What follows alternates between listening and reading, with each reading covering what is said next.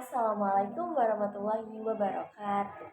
Halo semua, sebelumnya perkenalkan aku Samarah Marwah Rafifah, mahasiswa Bimbingan dan Konseling Universitas Negeri Yogyakarta. Oke, sebelumnya mau tanya nih, gimana kabar teman-teman semua? Aku harap teman-teman selalu dalam keadaan sehat dan bahagia. Oke, untuk kali ini kira-kira aku akan mengangkat judul apa sih, tema apa sih yang akan aku kupas dan aku bahas bersama teman-teman. Oke, untuk kali ini aku akan mengupas sebuah tema tentang kecemasan. Kecemasan apa itu? Kecemasan seseorang yang ingin menghadapi ujian. Nah, di sini aku mengangkat judul yaitu Bangun Percaya Diri Agar Harapan Terrealisasi. Oke, selamat mendengarkan teman-teman. Semoga bermanfaat. Sebelum masuk ke bagaimana sih kita mengatasinya, Kak? Mungkin Kakak akan membahas dulu definisi apa sih itu cemas dan apa sih penyebabnya kok bisa kita merasakan kecemasan gitu saat ini menghadapi ujian. Oke, masuki definisi cemas. Cemas adalah perasaan yang timbul akibat rasa khawatir, takut, gelisah akan suatu hal dan itu merupakan hal yang wajar dan manusiawi. Jadi kecemasan itu sebenarnya tidak hanya untuk saat menghadapi ujian ya teman-teman. Kecemasan itu akan banyak uh, apa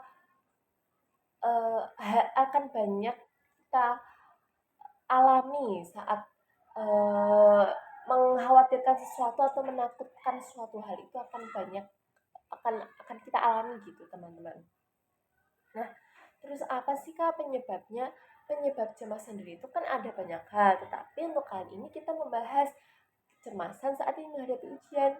Jadi uh, penyebab kecemasan saat menghadapi ujian itu karena kurangnya rasa percaya diri akan kemampuan kita. Jadi kita tuh nggak percaya kalau kita tuh bisa loh, bisa untuk nanti tuh belajar, setelah itu kita bisa menghadapi ujian, tapi itu rasa itu kurang di diri kita. Nah, yang kedua itu kita khawatir sekali dengan hasil akhir.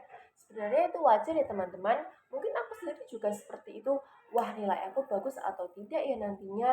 Atau mungkin untuk kali ini nilai aku bisa lebih tinggi nggak ya dari nilai yang sebelumnya. Itu wajar sekali. Nah, itu yang membuat kita cemas, khawatir akan hasil akhirnya nanti.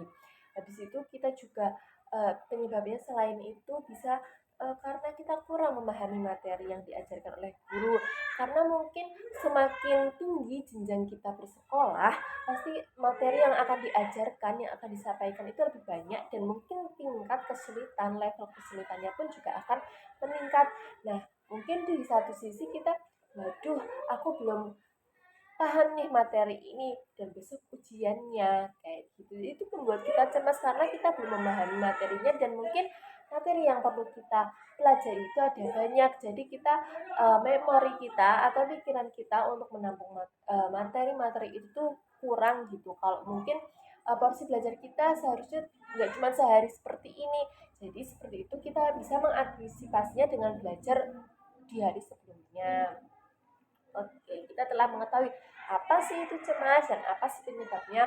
Kemudian kita masuk ke intinya. Bagaimana sih teman-teman mengatasi kecemasan itu, mengatasi rasa kegelisahan, ketakutan saat menghadapi ujian. Biar berkuranglah Kak setidaknya.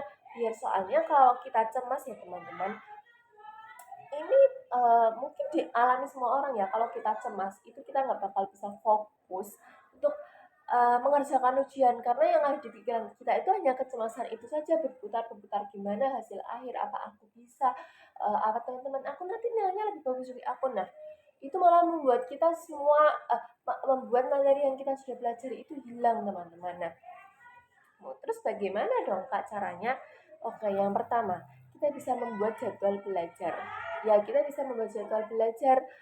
Mungkin dari jadwal belajar itu kita bisa lebih efektif gitu teman-teman dalam belajar. Jadi kita uh, oh ya jam segini belajar, jam segini istirahat, jam segini belajar, jam segini istirahat.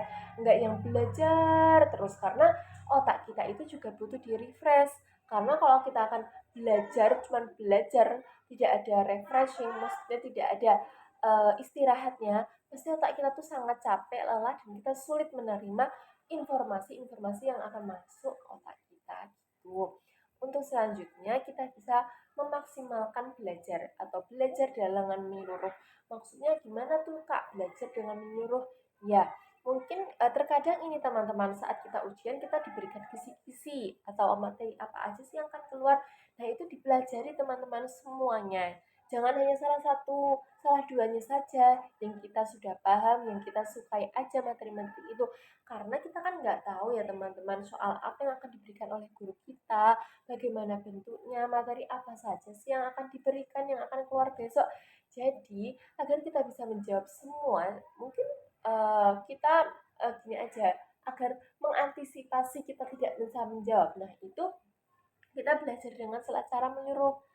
Mungkin memang untuk aku sendiri ya teman-teman, kalau ada materi yang belum aku paham itu emang sepertinya kayak ih kenapa sih harus belajar materi yang susah ini gitu ya teman-teman. Kita menganggap itu kayak susah banget untuk masuk ke dalam otak kita gitu. Tapi gimana pun kita harus tetap belajar. Setidaknya kita itu membaca dan ada materi, sedikit materi lah, sedikit informasi walaupun itu cuma sedikit itu nyantol gitu di pikiran kita.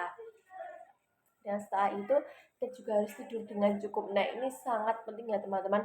Kebiasaan anak remaja pada saat ini itu kalau mereka ujian paginya mereka tidur hingga larut malam, jam 1 jam 2 karena belajar. Nah, itu yang membuat rasa kecemasan itu juga bermunculan di pagi harinya. Karena apa? Karena kita itu kurang fresh dalam beristirahat, kita kurang cukup dalam beristirahat.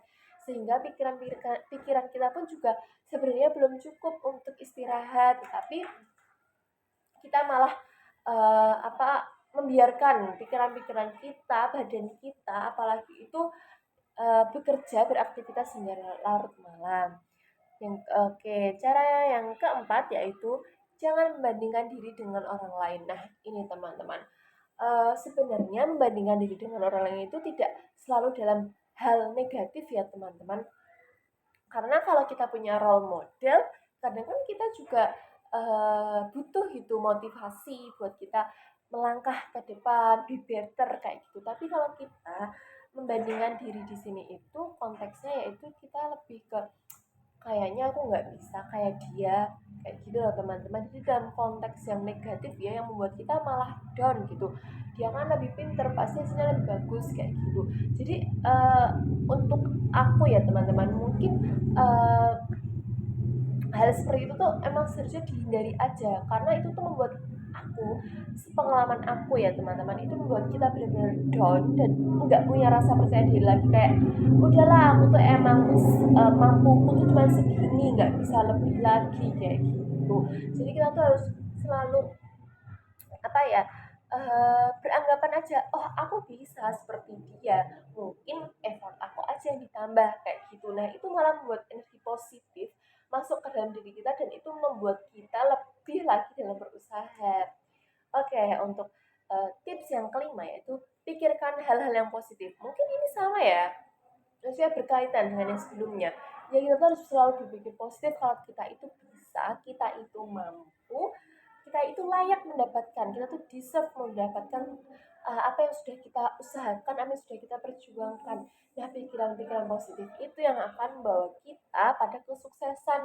Karena kalau kita berpikir, oke, besok ujian matematika misal, aku pasti bisa karena nanti malam aku bakal karena sekarang jangan nanti malam ya harusnya dari sekarang aku sudah belajar seperti itu. Nah itu akan membawa kita pada energi positif yang mungkin mungkin nggak sepenuhnya hasilku bakal baik ya maksudnya energi positif ini sebagai bantuan saja biar kita tuh kurang gitu untuk kecemasan yang kita alami itu berkurang.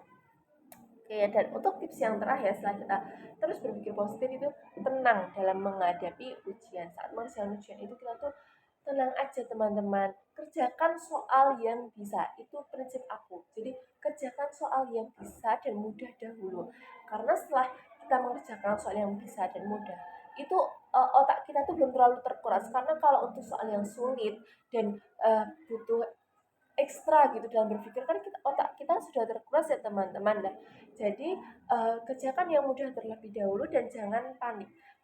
Jadi, apa ya teman-teman, kadang tuh pikiran-pikiran jawaban tuh muncul dengan sendirinya seiring berjalannya kita mengerjakan gitu loh teman-teman. Kadang kita mendapatkan kalimat apa, oh iya ini masuk tuh di soal ini. Jadi tuh kalian jangan panik teman-teman, pikirkan matang-matang terlebih dahulu, kerjakan yang mudah, mungkin yang sulit nanti kita bisa akhirkan. Tapi kita juga tetap berpikir, tapi setidaknya yang mudah-mudah itu kita bisa maksimalkan.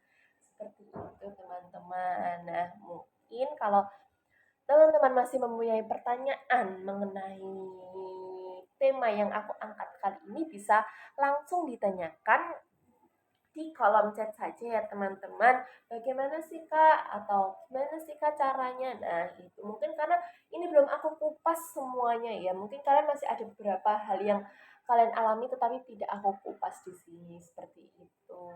Oke, mungkin cukup ya teman-teman untuk pemaparan materi yang semoga bisa membantu teman-teman yang sedang mengalami hal yang sama akan tema yang aku angkat ini.